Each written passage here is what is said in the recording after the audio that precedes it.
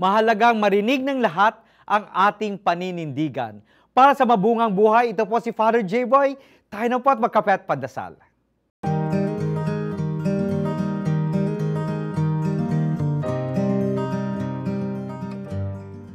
Karapatang pantao ang marinig ang ating boses ukol sa mga isyu ng lipunan, lalo na bilang isang mamamayan ng bayan. Nakakatulong ang ating boses sa paglilinaw ng ating paninindigan at naiiwasan nito ang anumang uri ng alitan at hindi pagkaunawaan. Dahil malinaw ang ating mga pinahahalagahan, nagsisilbing gabay ito sa ibang tao. Nalalaman nila kung paano sila makikitungo sa atin at kung paano nila ilulugar ang kanilang sarili kapag tayo kanilang kapiling. Words clarify the meaning of our actions, as well as our actions, they confirm our words. Maraming mga kabataan ngayon ang nagsasabing walang label ang kanilang relationship.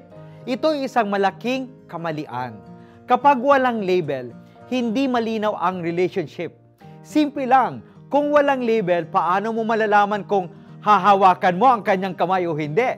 Dahil tama ang holding hands na may kakaibang kilig sa magkasintahan at walang kilig ang hawakan sa kaibigan lamang.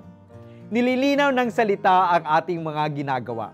Sa pananampalataya, inaanyayahan tayo na linawin ang ating mga paninindigan o kung kanino ba talaga tayo kampi, sa Diyos ba o sa kasamaan. Kapag malinaw kung sino ang sentro ng ating buhay, aayon sa ating sentro ang ating mga salita at gawa. Malinaw na hindi ako sumasang-ayon sa nangyayaring mga extrajudicial killings o EJ case bilang collateral damage sa war on drugs. Malinaw na mas gusto kong damihan natin ang eskwelahan kaysa kulungan para sa kabataan.